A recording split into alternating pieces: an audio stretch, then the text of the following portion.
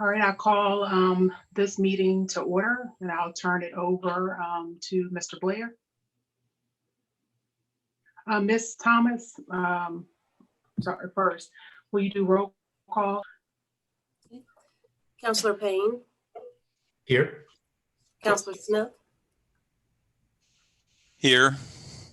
Mayor Walker. Present. Vice Mayor McGill. Here. Councillor Hill. Here. All right, thank you. And now I turn it over to Mr. Blair. Well, thank you, Mayor Walker. And it's obviously just for public's awareness, the council wants to try something a little different for right now in terms of reports and understanding that the community has had has certainly made some comments about the length of meetings, as well as staff and counselors. So this is an attempt that for the council to receive reports at 4 o'clock on Mondays. Council's going to try something new and receive its reports at this time rather than at this regularly scheduled business meeting at 6:30. Kicking off our inaugural report during this 4 o'clock session will be the Food Justice Equity Initiative and their report to council. The one thing I would like to say is that the city, we are appreciative of the work that they've done for us. I know Ms. Dimick is here as well from a staff perspective, but I'd like to turn it over to Ms. Bingham at this time and start their presentation. And again, we thank you for all the work that each of you does for our city. Thank you, Mr. Blair, and Jeanette is here as well. I do know that we appreciate this partnership, and we actually had set out to have Khaki and Missy kind of open us up. So I don't know if we still wanted to go with that. I'm also happy to just dive in, but I would love if y'all would like to introduce this project since you've been the liaison with our group. Sure, I can do that. Good afternoon, everybody, and council and mayor. Thank you for this opportunity to kind of come together, not only at an earlier time frame, but just to get together and celebrate the investment of the city and the work that Jeanette and Chantel have done through the Food Equity Initiative. I've been the city liaison to the Food Equity Initiative for the last 2 years. To recap, we were here about a year ago to deliver a report on year 1. And that year was sort of characterized by this group leveraging relationships and investing in the community and engaging with experts, community members, planning teams to come together and incorporate all of the feedback that we've gotten from several activities, including Map to Health, Local Food, Local Places, and others to sort of set an action plan in motion. And that's very much what year 2 has been. At this time last year, council allocated $155,000 to support year 2. And so this year has been about Chantel and Jeanette and their work transitioning from the nebulous sort of concept around what system change can really look like and transitioning it into the implementation phase of many of the action items that they outlined in year 1. I am consistently floored by the level of meticulous data that they collect all along the way. They're about to give you a robust presentation of not only what they've been doing, but what they've gleaned from that learning and what they've been doing. And I think this year is marked by the way that they were able to pivot quickly and respond to the emergency food needs in our community based on COVID-19, and they were able to do that work through the city's investment in the Food Equity Initiative altogether. So without further ado, Chantel and Jeanette. Thank you, Misty. Brian, do you have our slides ready, or I can also share my screen if that's easier? I do have them ready. Awesome. So thank you for letting us be here. I will say, I know that the report we sent y'all was quite long. We have done a lot of work, and to be honest with you all, we just didn't know how to, succinctly get it down without giving space for everybody to have been doing all the things that have happened. So we put together this presentation to be as clear and succinct as possible, and hopefully this will help you all navigate that 70-page report about all the things that have gone on in the second year of the implementation.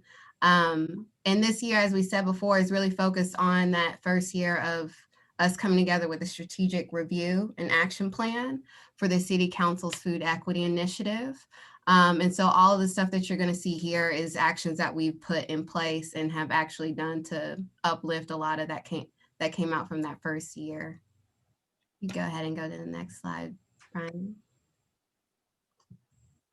So overarchingly, the City Council's Food Equity Initiative, we took on two things because COVID happened in our community, and we also wanted to continue to do the work that was laid out. So this first column, 1 through 3, is really how the Food Justice Network partners pivoted for the city's response to COVID-19, specifically looking at the food security impacts on our community.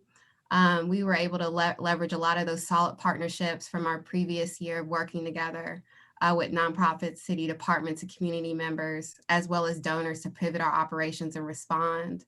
A lot of that helped us to strengthen our local government's ability to support our low-income communities of color during this time. We had a process where CACI obviously kind of was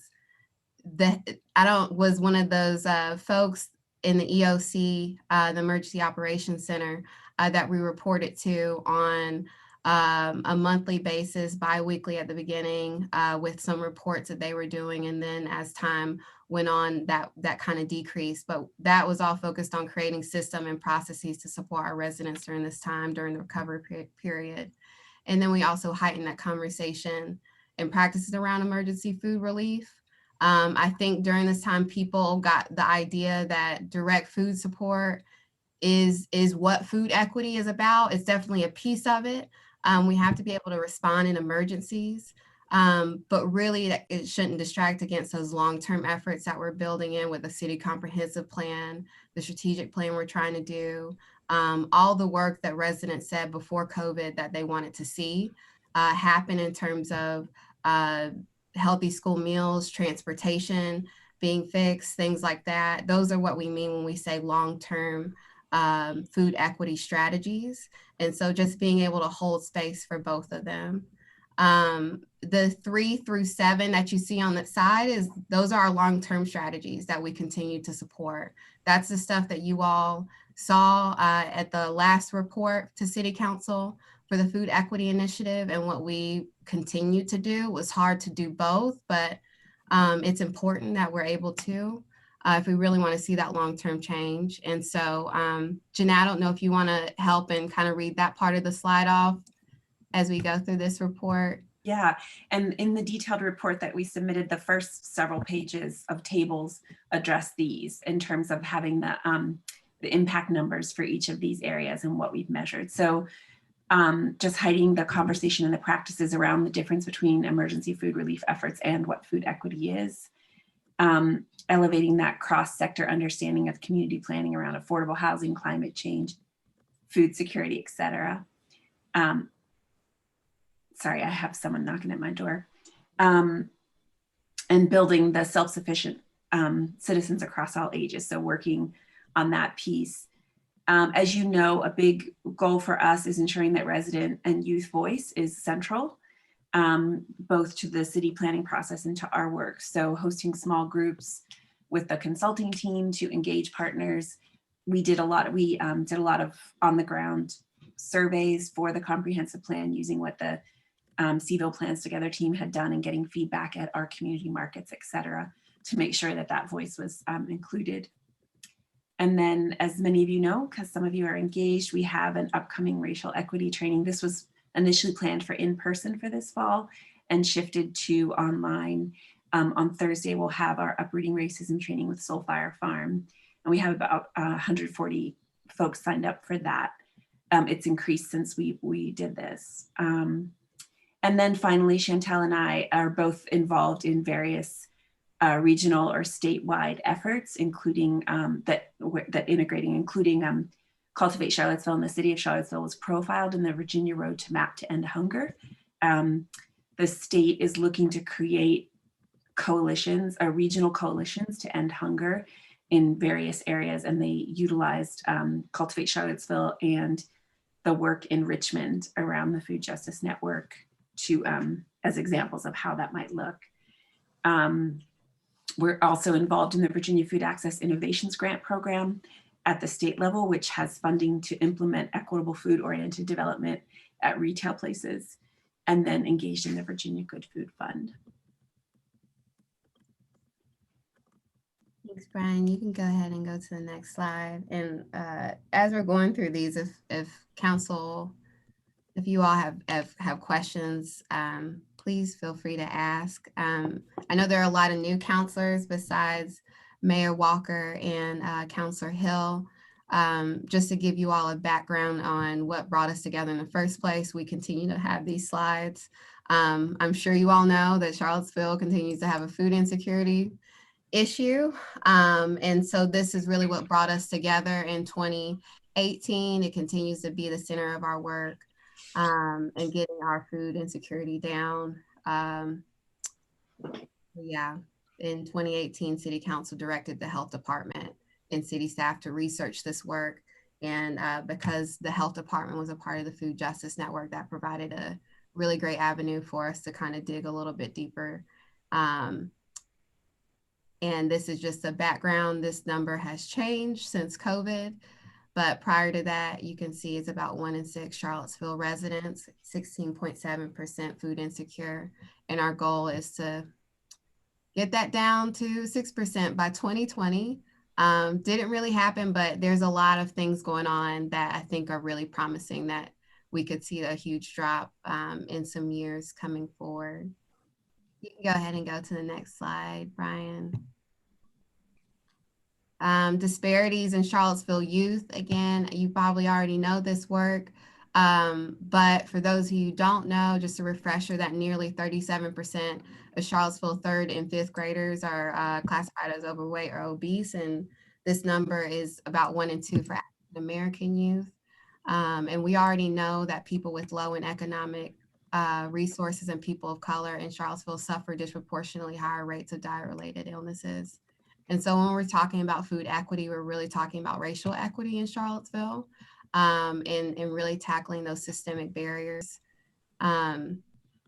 You can go ahead and go to the next slide, Brian. All right, and so here's our food equity definition for those. It's an outcome that we're trying to get to, right? Where all residents have equal opportunity to acquire, own, profit, and share good food in our Charlottesville community. And that meets our nutritional and cultural needs. So that includes people that are in the restaurant industry. It includes grocery retailers. It includes farmers markets and those who are able to sell goods there. It's more than just being a consumer. It's about full active participation in our food system, and that being an economic force within our community to really drive prosperity and further equity. Jeanette, do you want to take this slide really quickly? We'll go back.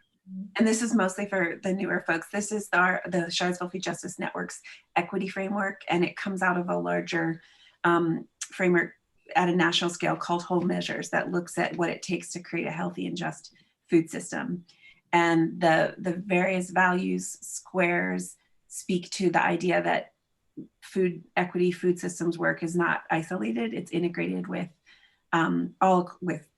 spots all along the food system, which is what initially drew us together as a network, that we have people working with thriving local economies, vibrant farms, culture and identity. All of these things intersect with what it takes to create a healthy and just community. And these are some of the practices that we've outlined. So this is just an opportunity to revisit and share our framework with you. So it provides the context from which we're working. Next slide. All right, so these are just some photographs from last year. To just get other counselors, I know that Cena, Counselor McGill was at Local Food, Local Places. And these are really those grassroots community gatherings that we held in the first year to really hear what folks wanted to see in the food equity initiative. And that's what we did in year 2. You can go ahead and go to the next one. So these are the strategies that were uplifted through not only last year, but the years prior on what Charlottesville needs to be focusing on in terms of strategies. You'll notice that one is grayed out, the transportation, and that is also within the longer report. And you'll see that we've been keeping track of all the strategies and actions that we've done. Transportation is one that we just didn't have time to get to, capacity to get to this year around. Just to speak it out loud. But other than that, affordable housing, we've made a lot of efforts there. You'll see in the report. The affordable housing came up as a serious cost burden in Charlottesville. We already know that people's budgets are strained. This includes their families' grocery and food budgets. So it is a strategy of ours to strategically support affordable housing development in Charlottesville, and really working with housing developers. The ones that are key to us are CRHA and Piedmont Housing Alliance, as well as Habitat, are those 3 core affordable housing organizations we've been working with to really ensure that food equity is a part of that strategy. Urban agriculture also came up over those years, and understanding that cultivating food equity in our community is something that has come from the ground up. A lot of folks have started to, way before, I was a blink in Charlottesville's eye in 2007 with QCC Farms and the work that Karen Washington has done. Mayor Walker, I know you were a part of that early on, strategies that residents found for themselves.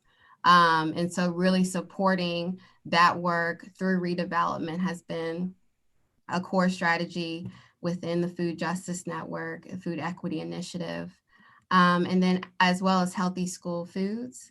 So the prior slide is saying the majority of Charlottesville students in our public schools are at risk of food insecurity. We already know that 55% overall of our Charlottesville public school students qualify for free and reduced lunch. And in some of those schools, it's up to 85%. So if kids are receiving 2 out of 3 meals a day from CCS, it's important that we're strategically supporting them through this time with COVID, but also long-term. It's been a strategy of ours to make sure that those school meals are full and have youth choice in it. It's not just something that's coming from the top down, but youth are deeply engaged in seeing the transformation of their school program. And then the last one, the neighborhood food access, which kind of confuses people from time to time. But this one was brought out because Charlottesville's neighborhoods don't develop equitably. Some neighborhoods have better food access than others. And so being able to work with neighborhood development services from a neighborhood planning perspective, right? To really ensure that each neighborhood looks the same in Charlottesville and has the same access to food, has the same access to transportation to get where they need to go, their jobs, all those types of things. So we've sorry, go ahead.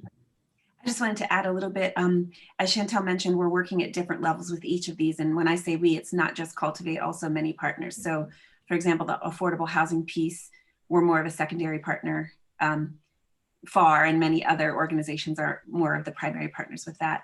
The Healthy School Foods Initiative, you all might have heard recently about the award from the Charlottesville Area Community Foundation for the Shaping Futures grant. So what we did was through grassroots organizing with students and families, created a 5-year plan and working very closely with the nutrition department at the school to transition 40% of the meals into healthy, fresh from scratch food.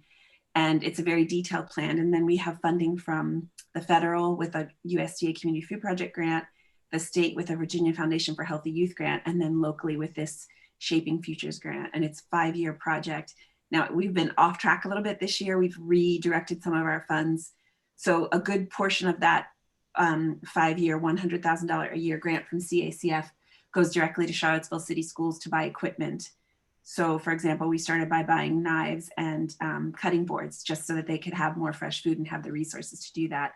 With the switch to COVID, we ended up purchasing coolers so that the school could more easily deliver their foods. We purchased helped purchase a new oven at Johnson because they've been doing the majority of the cooking. So that's like a very detailed project.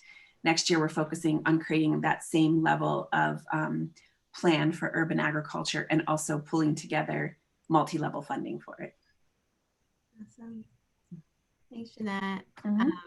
I'm really trying to power us through this. So you can go to the next slide, Brian, which is some more photographs. And then we can start on the investing and implementation. All right.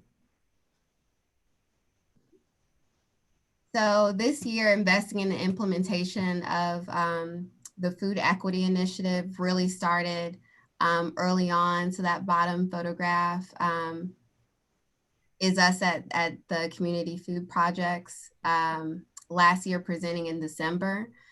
You'll see the photograph of Food Justice Network community advocates and FAR taking a trip to see a co-op in Harrisonburg together.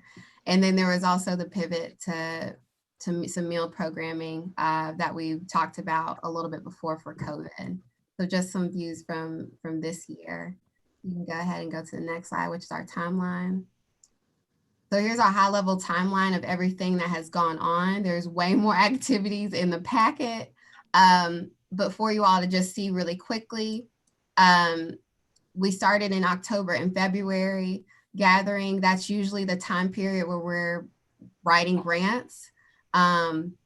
This year it was a little bit different because everybody was with us from the year before. So we were able to hit the ground running with writing a couple of really key grants to support really implementing the stuff that residents wanted to see. And so Jeanette already referenced the $500,000 CACF grant. This is also the period in time where we worked with CRHA and Riverbend Development for that $2 million Vibrant Communities Initiative grant, which we ended up winning at the state level. We're also meeting with the comprehensive plan consultants to start introducing this idea. This is pretty early on. We weren't originally on the steering committee for the comprehensive plan consultants, but through Alex and a couple others, we were able to meet with them and they ended up adding us to the steering committee. And then we were also supporting our youth and community advocates as they were just exploring and really getting deep into this work, going to present in Georgia at a food systems conference. And also, you know, FAR, the Community Advocates Co-op grocery store. I think FAR also took another trip to Durham, North Carolina that year as well and visited a co-op. In March, that was kind of when we had planned for more engagement, but then COVID really hit. So we were pivoting a bit during that time as well. You can see some of the stuff that the Food Justice Network organizations did in terms of responding. One of those key things was setting up a steering committee for the World Central Kitchen Frontline Foods restaurant initiative. And our steering committee really was focused on like equitable governance of this initiative, which kind of looked like it was coming from the outside at the beginning. We really wanted to ensure that specifically our Black and Brown restaurant owners had access to, you know, a specific initiative that would help them during this time. And we were able to do that through this steering committee. We also, like I said, we had proposed to launch our city meetings. That ended up being something different. Like I said, the steering committee did have folks from the city. So Jason Ness from the Office of Economic Development was a part of that steering committee. We had folks from Thomas Jefferson Health District was a part of the Food Steering Committee, but we weren't able to necessarily kick off our long-term food equity meetings with city staff as we did last year. And then we're also having conversations on community testing events and designing those with community feedback, which, I do want to give a shout out to Mayor Walker, who brought us into that conversation early on, which we were able to developing things. CACI also was really huge with the community testing events and bringing us into the picture as well. So I don't think we would have been there if it weren't for CACI and Mayor Walker being able to let us know what was going on and getting us on those phone calls. And then April, you can see that we're continuing to do that COVID response. The blue is the city departments if you all need help kind of going through this. The purple writing is the youth and resident actions that were being taken. And then the orange up top is what the Food Justice Network is doing, and black is what we're all doing. May, again, a lot of that same work. We've highlighted that we are also working with CCS and the school meals and really integrating community feedback mechanisms into that. Through our community advocates program, we also had community advocates working with those community meal distributions. So people not just coming in and saying, hey, your community wants food, but really having folks that are on the ground that are telling us where to go, or specifically telling Frontline Foods where to go and where the community really needs meals, and being in collaboration with them. And then June through August, again, COVID stuff, but we're starting to transition a lot of those COVID wraparound services that were developed to city and health department partners. And for those of you all who don't know, specifically what the COVID wraparound services were that the Food Justice Network developed, we did that in collaboration with the community testing events. And the COVID wraparound services allows residents that are testing positive with COVID that need support to not only get prepared meals, they get shelf-stable food for 2 weeks worth delivered to them. They have access to be rehoused potentially if they need a hotel space. And that's done through DHS in the city. They have access to be able to get medication support, and that's done through Seville Community Cares, that collaboration. Residents also have access to some financial support just in case they're not able to go to work during that time and they need help paying their bills. Originally, that was supported through the Equity Center. And then we were able to wrap that around again to the city's financial services and those hotlines. And the Food Justice Network through this work is just providing a lot of direct coordination of all these partners. Everything is housed at the Salvation Army. And there's dispatches from volunteers that go out. I also forgot to mention that UVA Health also gives PPE. So folks that are needing masks, face shields, things like that, sanitation, things they're also getting from those dispatches. So it's a full wraparound model just to ensure that our residents can shelter in place, or not shelter in place, isolate for 2 weeks at a time. All right, Jeanette, do you want to take the next slide? Sure. I mentioned a little bit before about how we focus on those different 5 areas. And so this talks about the chapter champion groups. So for example, around Healthy School Foods, Local Food Hub, PB&J Fund, Charlottesville City Schools, City School Yard Garden work together to, reach out to their stakeholders, to their participants, to glean feedback, and then to move towards action. Urban Ag is the same with like the New Root, IRC New Roots, the Urban Ag Collective, different groups, and then the same with affordable housing. So that's how we've kind of been organized, the various organizations and grassroots group to focus on different chapters of the core focal areas for the work. All of this is driven by youth and community leadership, and both in making decisions and giving advice. Do you think I need to say more about that, Chantal? I think y'all know about our youth leadership program, the youth food justice interns, and Tammy Wright leads the community advocates program down here on the bottom right. And then the picture on the top is the youth doing a workshop in Savannah, Georgia last year when we went to the conference. Establishing equity and inclusion indicators as we go along. Chantel mentioned that, how we did that with Frontline Foods, how we made that important, and then focused on the comprehensive plan. So those are the 4 core ways of advancing this work, the 4 core strategies that we're engaged in. Awesome. Next slide. These are some pictures of our youth. Last year, we were able to give you in person their food justice leadership cards. And we'd be happy to send those to anyone that's interested. They did them again this year. So we had 10 interns. Given that they weren't able to go to school, we extended the program through the school year. So they're currently still working twice a week. We maintain social distancing. They're working in the gardens as well as working with Carlton Jones on taste testing and recipe development, as well as continuing to learn about food justice and food equity. We recently toured the Ivy Creek farm to learn a lot about the Carr and Greer families. We have a group of Black and brown farmers that have been providing insight into how we can expand our food system to include support for Black and brown farmers, and the youth are doing interviews with them to do profiles. So they're an amazing aspect of our program work. Next Awesome. slide. And we'll move towards wrapping it up really quickly. Forgot this slide. This is Audrey Oliver, who you all know.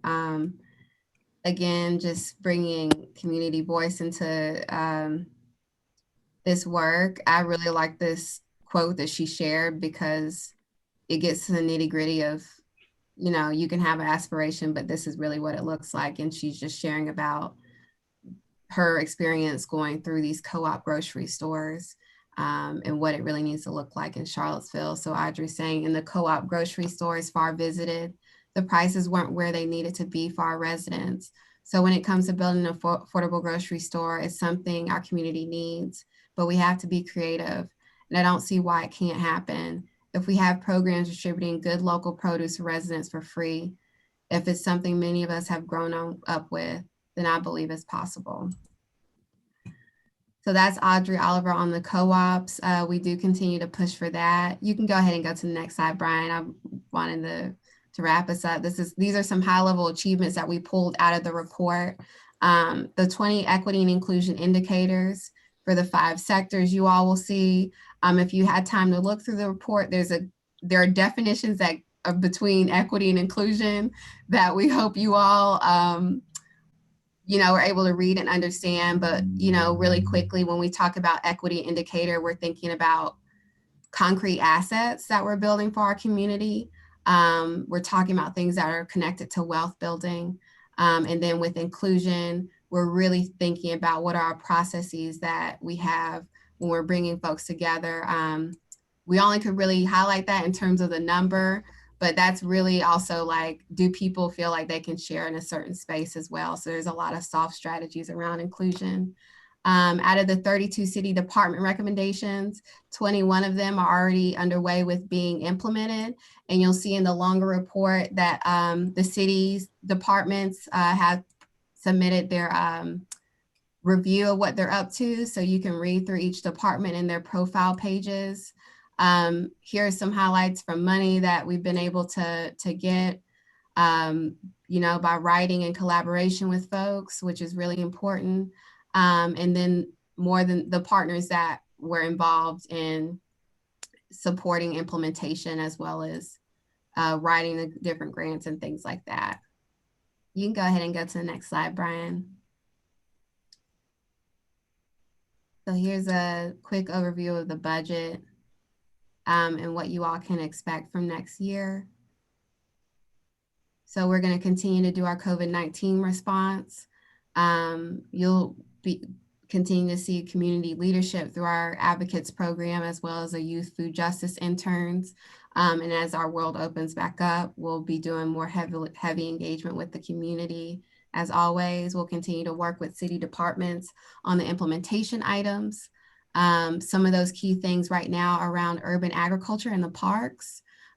So you may see coming up soon a request from Parks and Rec around how we can better use parks space for urban agriculture.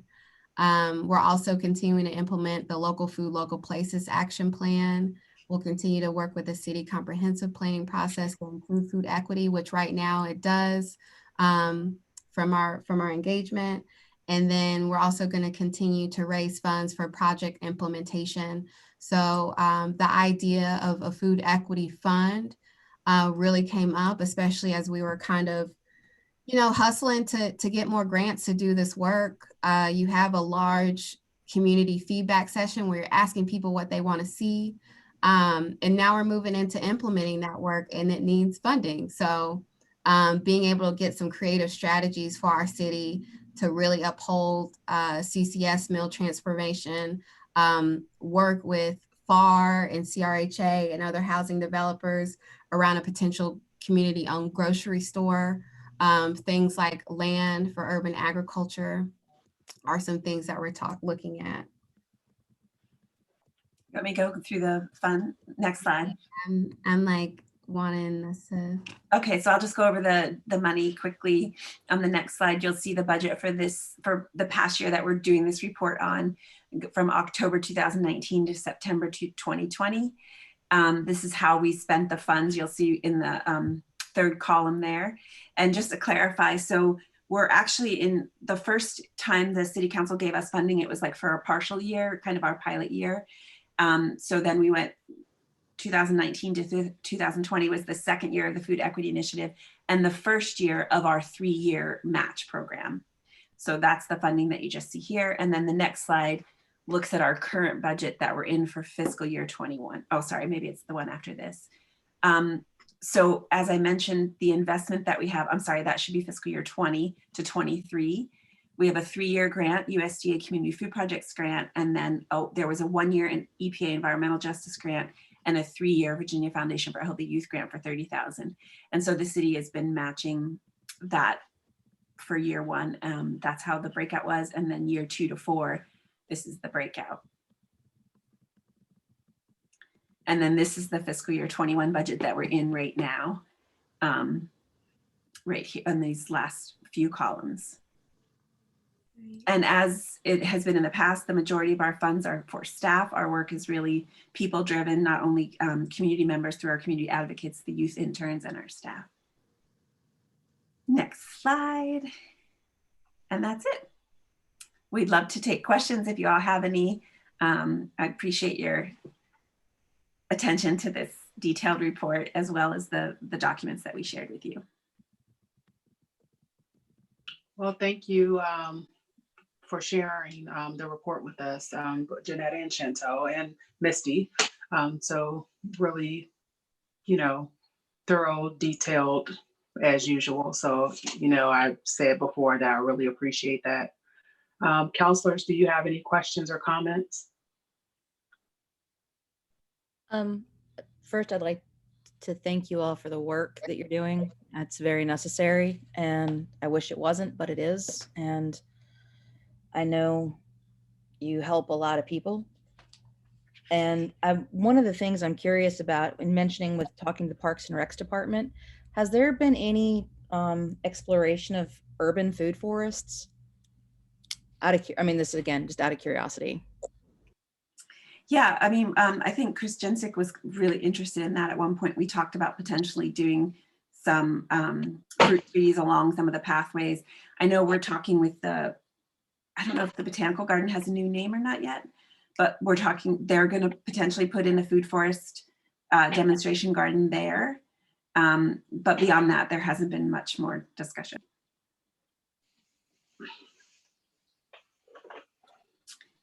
We are working, if you don't already know this, we are working with Albemarle and city school districts to launch a new farm plot at K-Tech to make up for the space that we're losing at Friendship Court. It might just be an interim space, but they have land behind them. And so we did a presentation to the board, and we're currently in that proposal period of getting approval, and might potentially put chickens and bees there so that the vet students could work with them. And so that it's not a food forest, but it's like the next kind of land that we're looking at right now. Okay. Are there any other questions or comments? I'll just reiterate, as with last year, this really thorough kind of summary of a tremendous amount of work that's been done. So thank you for your efforts, especially during this very challenging time that our community is facing these last 8 months.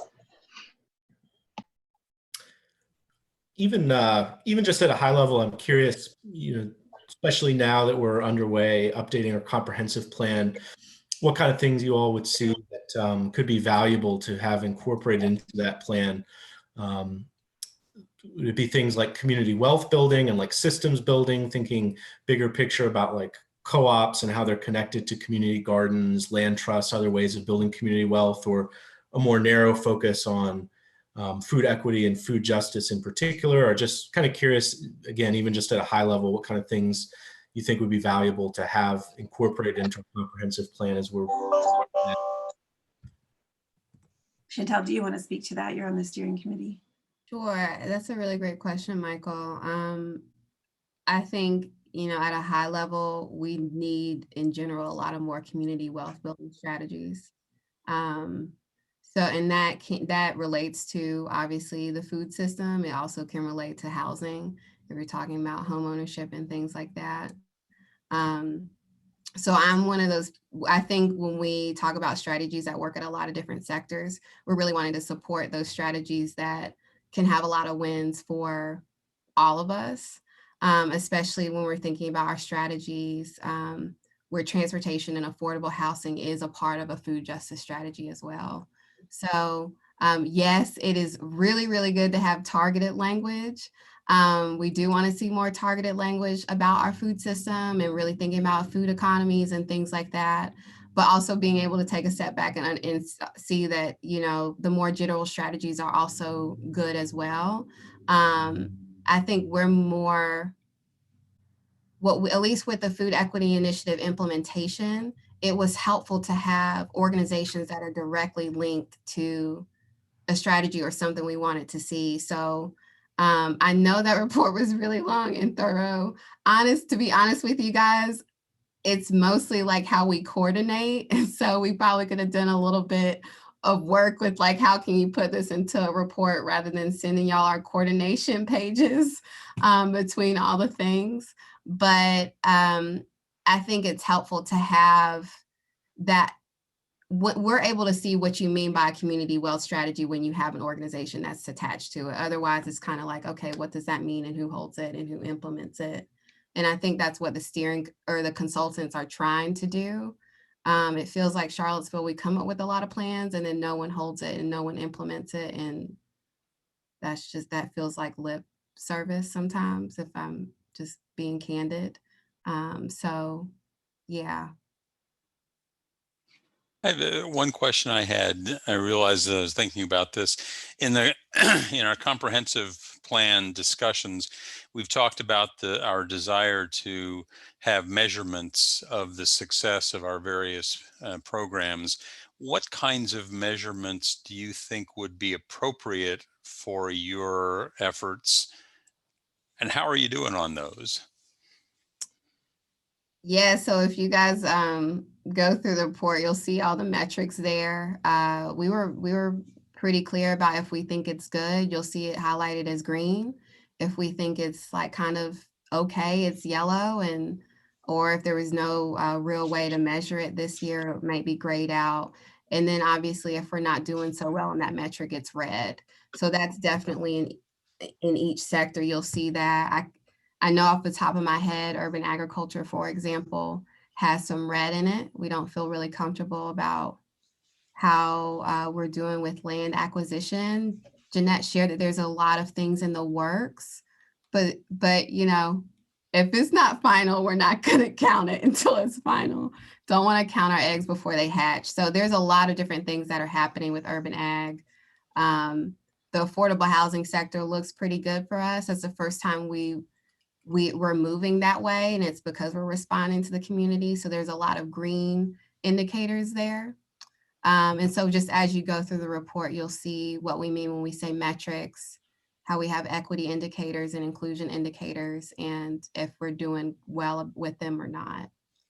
So What just to help clarify, pages 2 through 8 are really like outputs, right? So they're speaking to, we told you we would do these certain goals and activities, and those first pages comment on what we accomplished that we said we were going to do. So those are mostly outputs. And then what Chantel is referring to are, there's like the intro page, and then pages 6 and on, you'll see, well, I guess the table starts on page 12 with the attachments. So that's what she's talking about in terms of the red and green areas. So those are the higher level indicators, if that makes sense what I just said.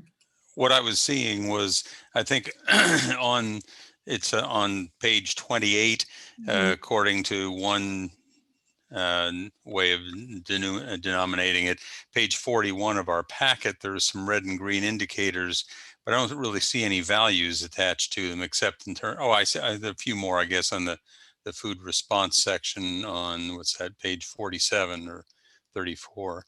Okay, that's a little bit more helpful. Okay, thank you. Yeah. And to follow up, Michael, with your question about Councilor Payne, about a policy platform, at our next mid-year report, or even before then, we could send a more abbreviated, like 1 or 2 pager of some of the core policies that are coming out, just to bring them to the top.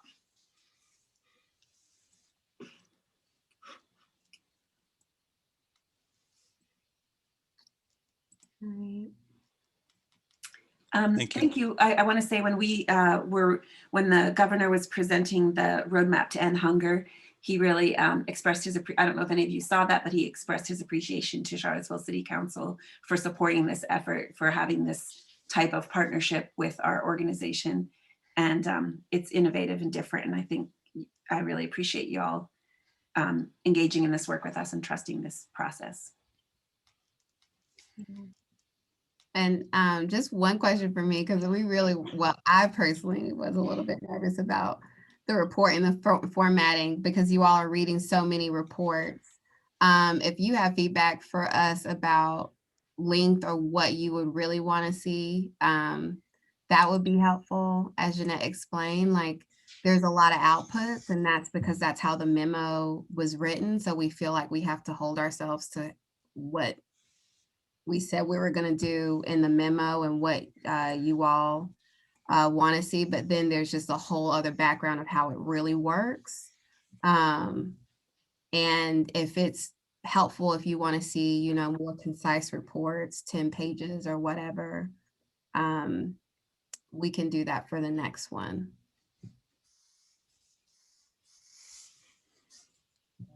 Well, I'm not on the council, but read through everything over the weekend and just wanted to say I found the detail helpful. Yeah. It really did help me understand and feel like I understood a little more than the typical, our memo and report. I found the graphics really helpful as well. So. And I would concur. I think the more detail we receive, at least for me, and I imagine for everyone, it's just helpful to give us a better sense of what this work means concretely and what it actually means to get from point A to point B and kind of doing this work in building different things. And so I think that level of detail is both necessary and helpful for us. All right. Well, thank you all. Thank you all. And have a good evening. Yeah, have a good rest of your meeting. Thank you. Mr. Blair. Thank you, Mayor Walker. And also, again, want to express our thanks for the Food Justice Equity Initiative. And the next report will be from Mr. Davidson, and it will be the council's monthly financial report. All right, thank you, John, Mr. Blair. Brian, if you go ahead and put the presentation up, please.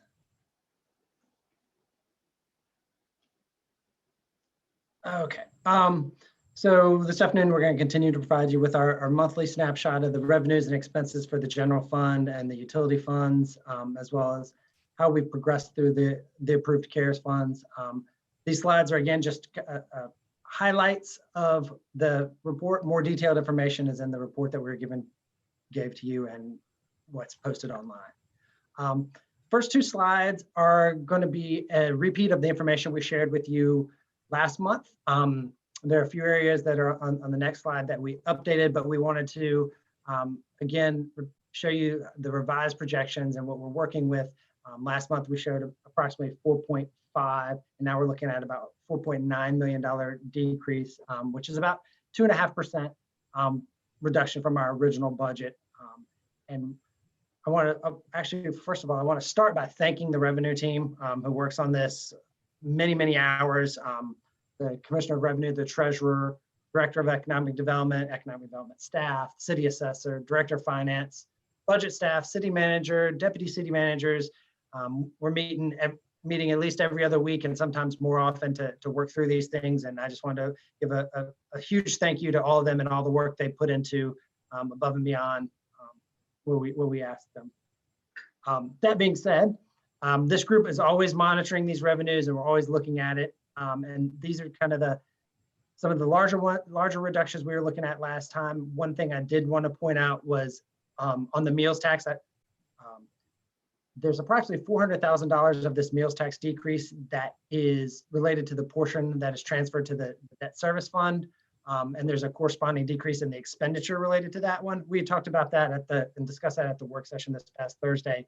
But I wanted to point out that of that total $2 million, it wasn't $2 million plus an additional $400,000 that was related to debt. That $400,000 is captured in that $2 million figure, $2 million reduction that we had shared previously. So I just wanted to clarify on that one. Brian, you can go ahead to the next slide. So this slide, again, most of these are a repeat of what we had seen in the previous month. The last three are additional items, additional reductions. We had told you, or additional changes, I should say. We told you we were going to come with these changes at a quarterly basis. Given the amounts of these overall changes, we felt that it was best to go ahead and do these now and let you see these and let you know what we were thinking, what we were anticipating with these items. Public Service Corporation, about an $83,000 increase. That was our initial projection. And once we actually sent out the bills, we recognized about $83,000 more than what we had projected. I'm going to skip parking real quick and go to the transfer to the CIP. These are the mall vendor fees. This is based on the revenue we get in from the mall vendor fees and based on the suspended payments and the reduced payments that we had for the mall vendor fees. This item is slightly reduced from what we had in the original budget, but like the debt service piece, there's a corresponding expenditure related to this. So this will also see a corresponding expenditure decrease.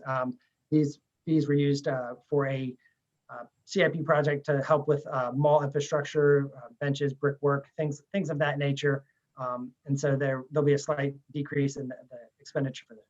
The final one I wanted to point out, and the largest decrease that is of our new decreases, is the transfer from the parking fund. There's several factors that led to this, and Chris Ingles here to provide more details if necessary.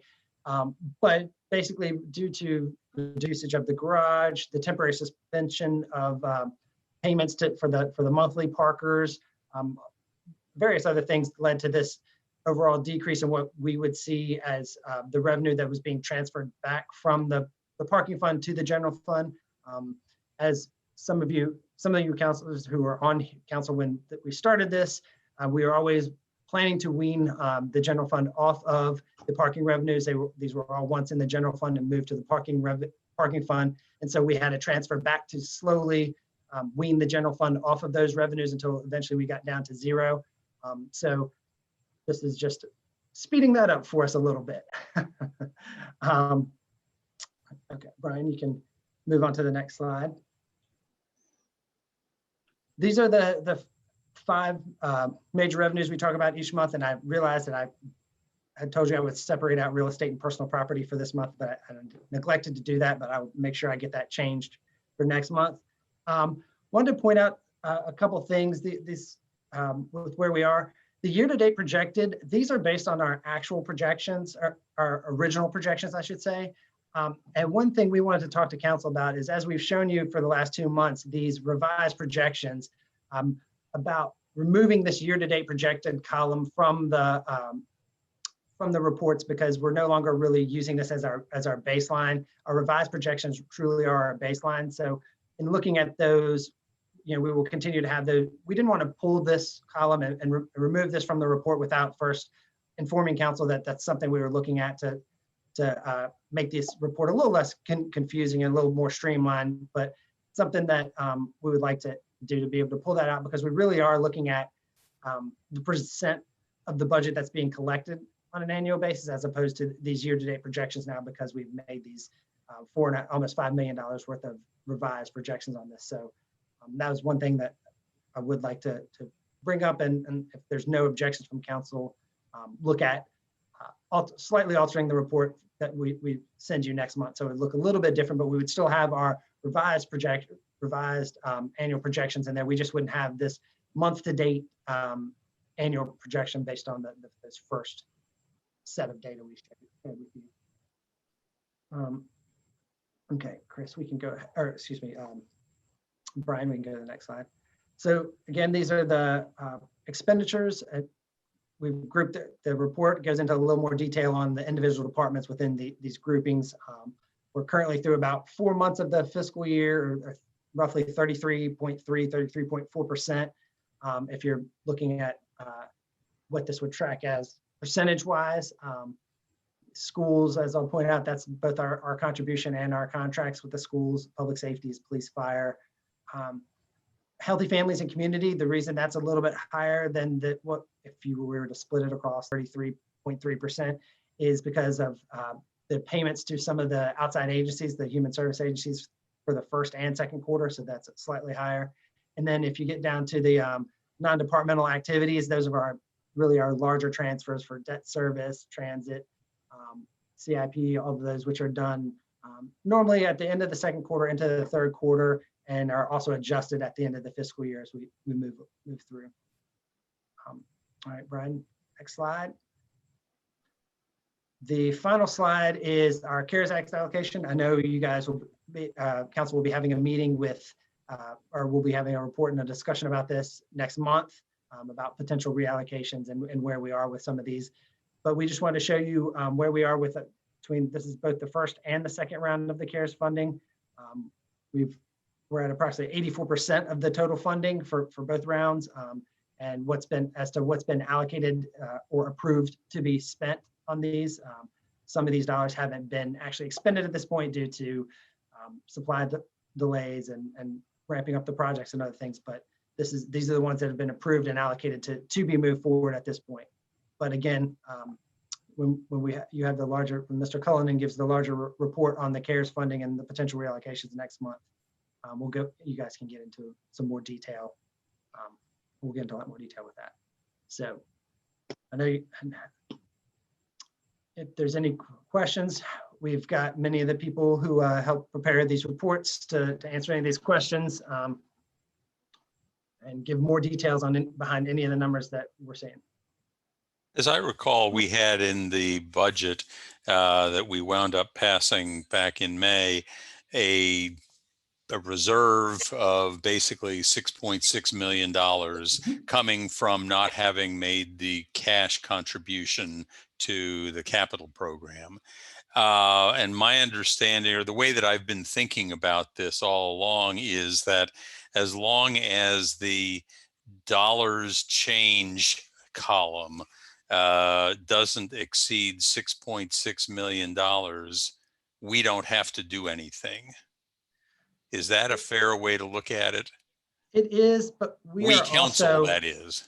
We are also internally, and Mr. Blair can probably wants to speak to this, but we've had a discussion about some internal measures, and I'll let him elaborate on that. Well, as Mr. Davidson stated, we have looked at some internal measures. I think it's important to state that you're right on a theoretical level, Counselor Snook, as long as it doesn't exceed 6.6. However, what we're looking at is we are 1/3 of the way through the fiscal year, and already 4.9 of that 6.6 has kind of vanished. And so when you look at that burn rate, so to speak, it's pretty concerning.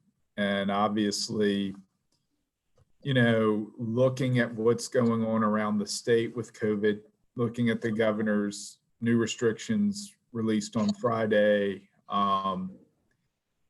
you know, we could be looking at a few months of even more what would you say, even less revenue than our new projections in terms of meals and lodging tax. So I think you're right. The council doesn't need to do anything until we hit that 6.6 million level. But looking at the burn rate and some possibilities on the horizon that may reduce revenue, I think we are monitoring this very closely. But to be clear about the 4.9 million, that is where you have looked at what you've come up with so far, and you have figured out what you think we're going to be like at the end of the year. In other words, you've already annualized that. Mhm. So it's not $4.9 million down after 4 months. It's some extrapolation of what we are right now out to 12 months so that we will be down 4.9 million at the end of the year. Well, yes, but I might ask maybe Commissioner Divers to jump in here. I think our projection numbers, you're right, they are still for the entire fiscal year. But that new revision was based on the data we had at that point and projecting it out for the remainder of the fiscal year. Again, if something, you know, and there's still in those projections, still built in something of an increase in terms of capacity at lodging and sales. Right. Yeah, but if that doesn't come through, and I'll turn it over to Todd. Yeah, I'm sorry, John. I didn't mean to step on you there.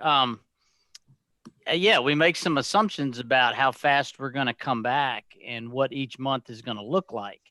And so if things work out to be close to what we hope they're going to look like, or what we have estimated them to look like, then yeah, we're gonna come out at the end $4.7 million down. If things get worse than what we've estimated, you know, that's when we start digging into the rest of the $6 million. Right. And that would then be assuming that restaurants and hotels through the winter would be doing as well as they're doing now in the summers and fall, correct? Well, I mean, Would it account for the traditional dip that happens? yes. Yeah. I Yes, mean, we yes. built into it that, you know, the winter months do slow down. And so we're assuming a percentage decrease from what, you know, the base typically would be. And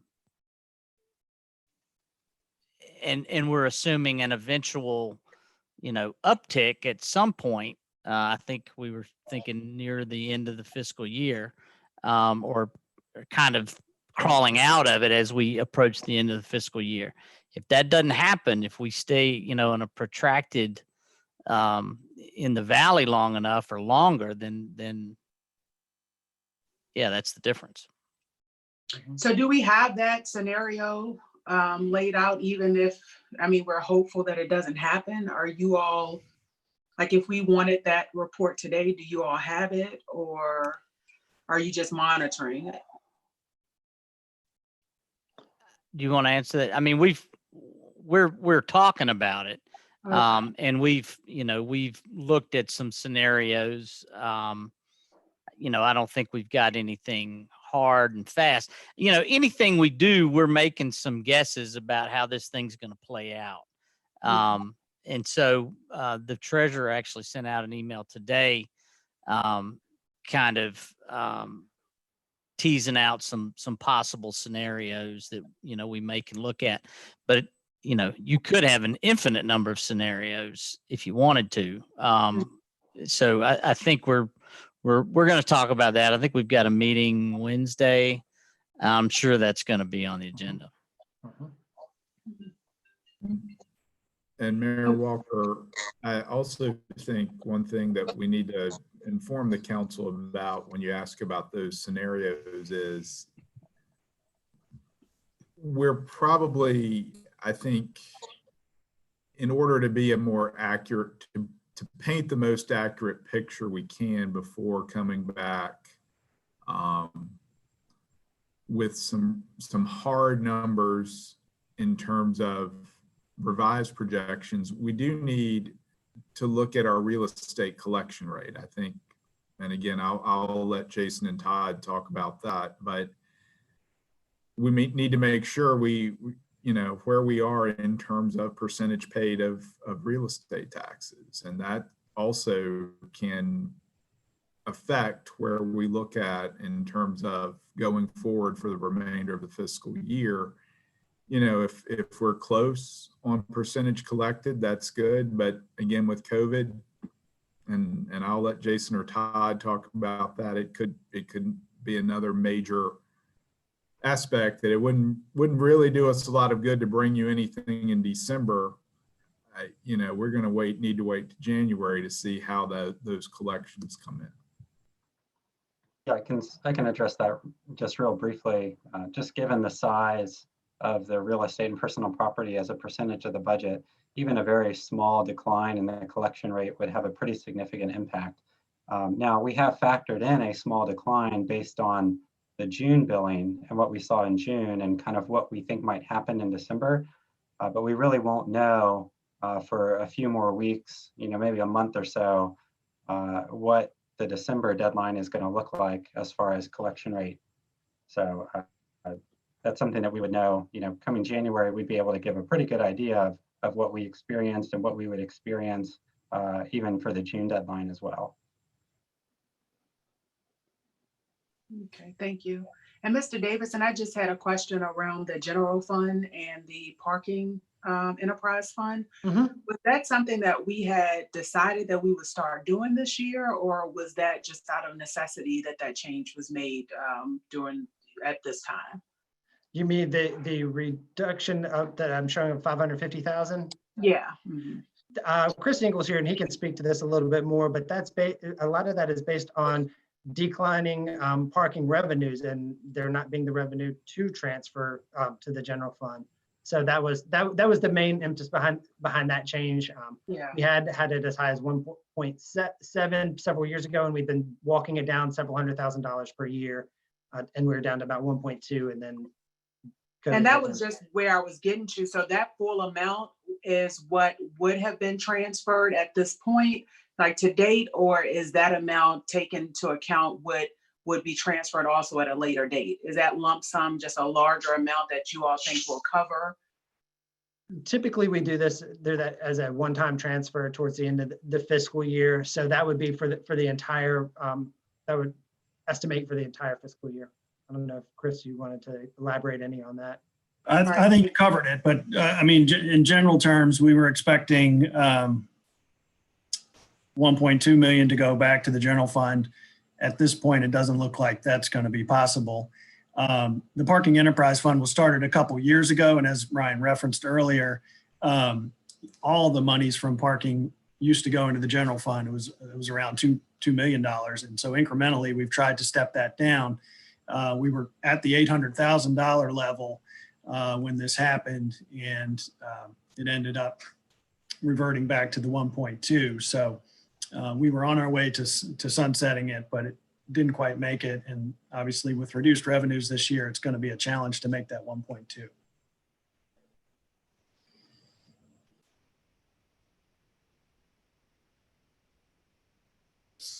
Said this last month, but I'll say again, I just continue to be very concerned about the potential scenario of, we're already seeing the governor's new restrictions. If COVID is worse through the winter months than projected, combined with the composition of the Senate providing no additional support from the federal government, the potential scenario for this to be exceed that, what our reserve is, and just continue to think that council and the community are going to need to take a brutally honest look at the trade-offs this budget cycle, because I think it's very conceivable that, we would look at the kind of budget impact that would start to impact vital programs and core functionalities within the city. And I just think that's a possibility we need to already be thinking about and preparing for as a council for this budget cycle.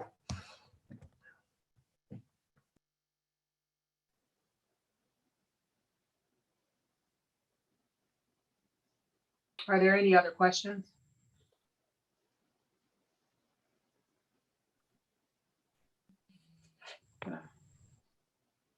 Okay, well, thank you all for the report again. And I assume that for counselors, taking out that second column, the year-to-date projection column, right? Mr. Davison, that was your question. Is that, are you all okay with that? I mean, I am. I just want to make clear. So the first column, the 191 million, that's what was approved. That's what we approved in the budget in May for July. And then that middle column was after a month or so into it, we started realizing it was going to be less. So it got Correct. So really at this point, it's just, since we've got enough months in the year to date now that we can now look at kind of more year to date. And so that middle column's kind of extraneous. Yeah. Okay. That's what we were thinking. Just making sure I was clear on everything. No. Okay, so it doesn't seem like there's any concern there, so that's fine. Okay. All right, well, thank you all. Thank you guys very much. All right. Thank you.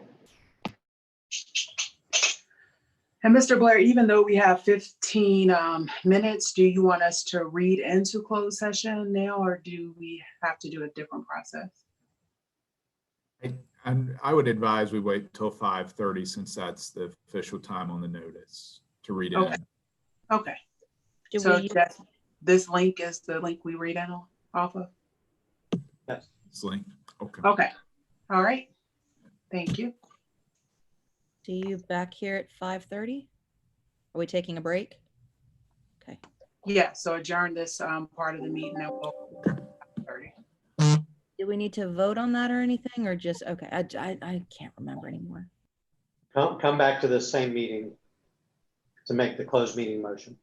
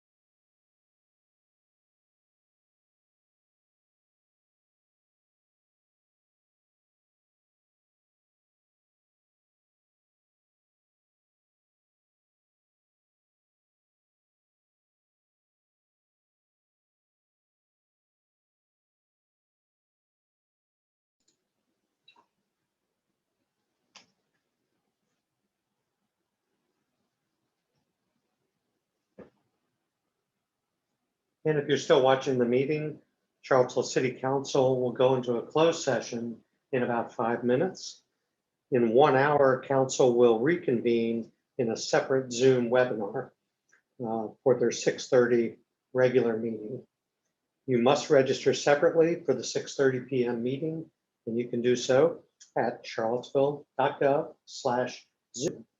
If you'd like to get the agenda or a packet for any of our public meetings, you can go to charlottesville.gov/agenda. Council will be back in just a few minutes to make their motion to go into their closed meeting.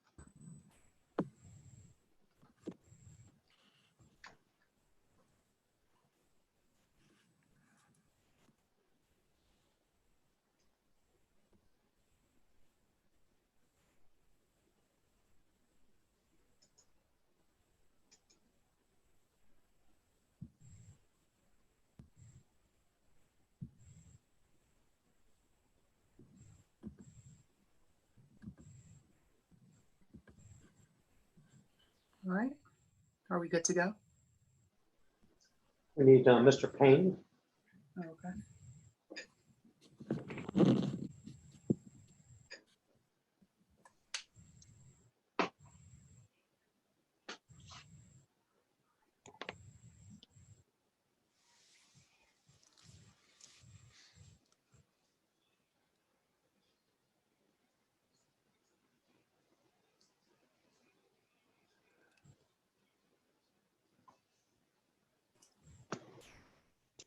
We're all set now, Mayor Walker. All right. So Counselor Hill, would you read us into closed session? Yeah, sure. Pursuant to section 2.23712 of the Virginia Code, I hereby move that City Council close this open meeting and convene in a closed session as authorized by Virginia Code section 2.23711A1 for discussion and consideration of the performance of the acting city manager, and section 2.23711A3 for discussion or consideration of the disposition of a lease of office space within Market Street parking garage structure to a specific entity, where discussion in an open meeting would adversely affect the negotiating strategy of the city. In section 2.23711A29 for discussion of the award of a public contract to conduct the search for a new city manager, and discussion of the terms or scope of the contract where discussion in an open meeting would adversely affect the bargaining position or negotiating strategy of the city. Second. Ms. Thomas? Counselor Payne, Yes. Counselor Snook, Yes. Mayor Walker, Yes. Vice Mayor McGill, Yes. Counselor Hill, Yes. All right. And so we'll go to the closing session link, and then there's a new link for the 6:30 meeting. Correct. All right. Thank you, Mr. Willer. Thank you.